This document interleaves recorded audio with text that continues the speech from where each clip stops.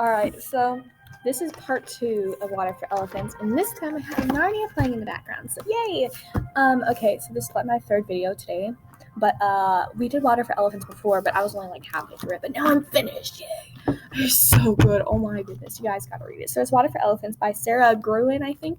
By the way, they have a movie of this, and it has Robert Pattinson in it. And if you don't know who Robert Pattinson is, if you are familiar with Twilight, he's Edward. He plays Edward in Twilight, but like he's like, he is hot in this movie. Okay, I'm just putting that out there. But yeah, it also has Reese Witherspoon in it. It's really good. You guys should watch it, and it follows the book pretty closely, actually.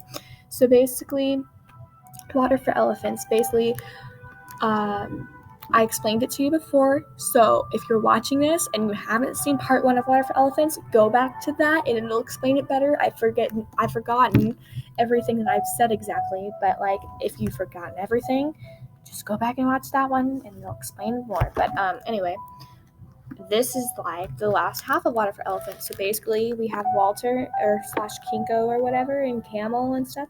Well, like some bad stuff happens to them, and actually, I think we mentioned redlining, but if I didn't, redlining is where they are like the guy from the circus, Uncle Al or August or whatever, like will actually red light men, and that means that they throw them off of the moving train if they can't they can't pay them for their work or whatever. It's actually really, really bad. So what happens is Camel and Walter eventually get red lighted, and at the very end of the book, what happens is that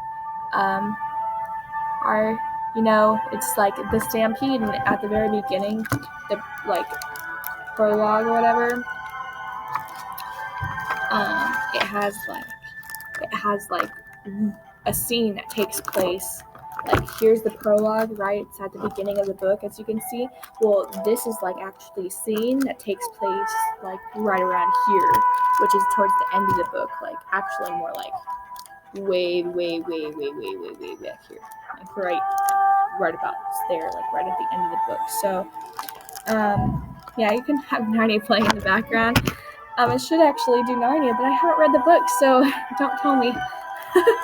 I have a big Narnia fan over here. Anyway, stop staring at me. Anyway, yeah, actually, this is literally the exact spot where that takes place, which is like towards the end of the book. But anyway, so this big disaster happened, and it's like a stampede, and I'm so sorry if I'm ruining this book for you, but you should have read it already if you're watching this. So yeah, basically what happens is that Rose or someone kills August. We know that. Or someone kills someone. We knew that from the very beginning, but it actually turns out that Rosie, who is the elephant, kills August. Yay! It actually is a good thing. It sounds bad. If you haven't read it, then I'm so sorry, but I just spoiled the entire book for you, because that's kind of the big thing that happens. But anyway, yeah, so that happens, and then Jacob gets to run off with Marlena, who's not married anymore because her husband's dead, and so they start their own family. She's already pregnant by this point, by the way. I'm just putting that out there, which is awesome. I love it so much. Oh my goodness. So she runs off She runs off with Jacob, and she's already pregnant by this point. And they actually go to Ringling Brothers, which is really funny because like throughout the entire book, like this was a really big deal.